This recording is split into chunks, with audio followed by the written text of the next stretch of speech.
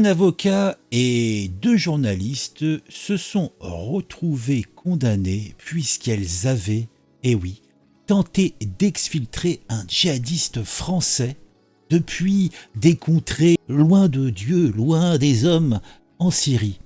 Lors de cette audience, les prévenus ont affirmé avoir agi par humanité et pour sauver des vies. Alors là, on se pose des questions. J'ai d'abord regardé un article de 20 minutes pour commencer sobre.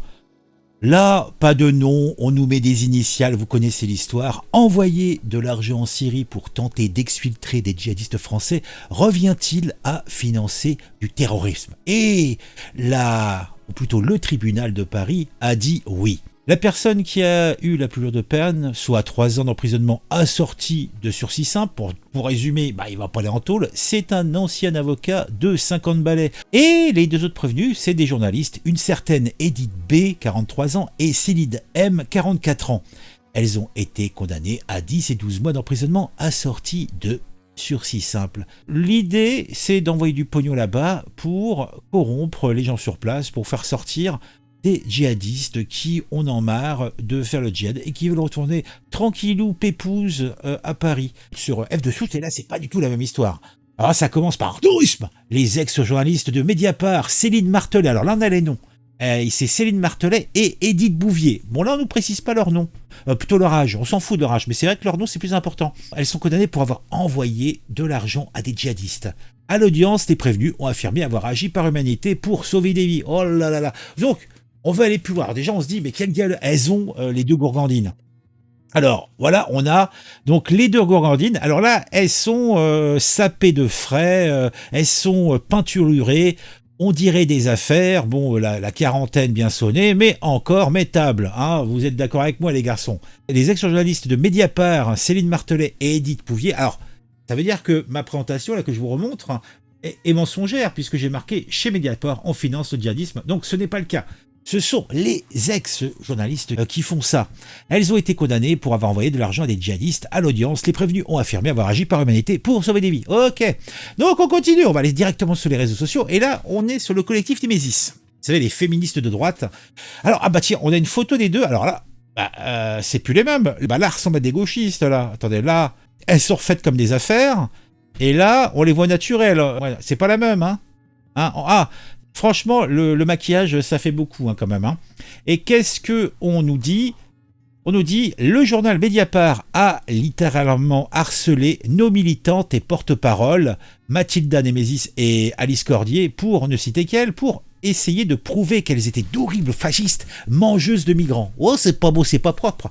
Pendant ce temps-là, leurs journalistes envoyaient littéralement de l'argent pour faire venir des terroristes syriens prêts à décapiter nos compatriotes. Oh, c'est pas beau, c'est pas propre. La honte absolue pour Mediapart. Deux ex-journalistes de Mediapart, Céline Martelet et Edith Bouvier, condamnés vendredi par le tribunal de Paris pour avoir envoyé de l'argent à des djihadistes. Mais à part cela, l'islamo-gauchisme n'existe pas. Dans d'autres pays, elles seraient pendues. Elles envoient de l'argent à des ordures qui finiront par retourner leurs armes contre elles, contre nous, les traîtres de la nation. D'ailleurs, je ne l'ai pas précisé, mais d'autres personnes ont été condamnées, poursuivies, dont des parents qui avaient créé une association pour justement aider donc les familles des personnes qui avaient des enfants qui étaient partis faire le djihad, je ne sais pas où, en Syrie, en Irak. Et ils ont détourné de l'argent qui avait été donné par l'État, plus de 50 000 euros, qui a été détourné et envoyé en Syrie-Irak à Daesh. Voilà, pour soi-disant que leurs enfants qui crevaient la dalle puissent manger leur faim. Oui, bien sûr, on va dire ça. Ah, tout ça est pas beau, tout ça est pas propre. Hein. Alors, Sofiane nous dit, on nous explique que l'islamo-gauchisme, ça n'existe pas. Eh bien, si, ces deux ex-journalistes de Mediapart, médias de gauche, ont été condamnés pour avoir envoyé de l'argent à des djihadistes islamistes. De la complaisance à la complicité, il n'y a qu'un petit virement. Et je dois dire que monsieur a pas tort. Et surtout, Mediapart est toujours considéré par les bien-pensants de gauche comme un média d'investigation au-dessus de tout soupçon, même si son fondateur trotskiste faisait l'apologie du terrorisme dans les années 70, ou se réjouissait de l'arrivée des Khmers rouges au pouvoir.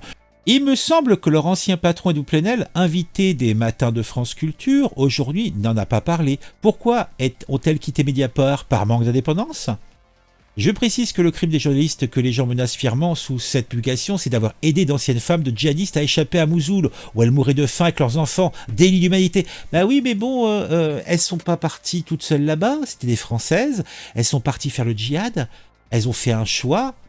Ce qu'a fait Daesh et compagnie là-bas, c'est pas beau, c'est pas propre, elles y ont participé. Donc délit d'humanité, mais est-ce qu'elles se sont pas retirées de l'humanité en faisant tout ça? Et l'une d'elles, depuis, a été embauchée par Radio France. Oh, comme c'est étonnant. Elle devrait prendre 30 ans de prison minimum. La gauche est un vrai totem d'immunité en France. On entend la tribune de soutien à ces deux collabos signés par Annie Arnaud, Pablo Pillot-Vivien, Adèle Haenel, Mathieu Slama, Médine, Usul, etc. Effectivement, on attend. Céline Martelet, donc, nous dit « Ce soir se tient la plus importante campagne internationale en faveur d'un cessez-le-feu à Gaza. Rejoignez-nous ». Ah, Céline Martelet, elle n'a rien appris. Eh oui, elle continue dans ses errances, hein. Mon Dieu, comme c'est sale. Après, on a Céline Martelet toujours qui nous dit « Ne pas barbariser l'autre au risque de se barbariser soi-même, ne pas renoncer à cette élémentaire sensibilité où s'exprime notre souci du monde et du vivant. Or, c'est peu dire qu'en France, la scène politique et médiatique n'y incite pas, voire s'y refuse. » Et elle forwardait le post d'Edoui Plenel, « Gaza où meurt notre humanité. J'ai écrit cet article le 7 décembre 2023. Après 2 mois de guerre, 3 mois de plus, et la famine s'est ajoutée au massacre. » Comme Céline Martelet qui nous dit « Israël appelle les habitants à évacuer la partie nord de Gaza. Cela représente plus d'1 million de personnes dont beaucoup n'ont pas de voiture. Eh ben, ils ont des jambes. 1 million de personnes sur des routes très probablement endommagées en direction du sud, vers l'Égypte et le passage de Rafah. » Et c'est Céline Martelet qui se répond elle-même. « L'un de ces tapis habille la chambre de mon fils. 2 autres ont trouvé une place chez Yasmine. » Oui, donc, en fait, pour résumer, ces ultra-gauchistes, gauchisants, n'apprennent pas. Donc, la condamnation ne va pas changer grand-chose, hein.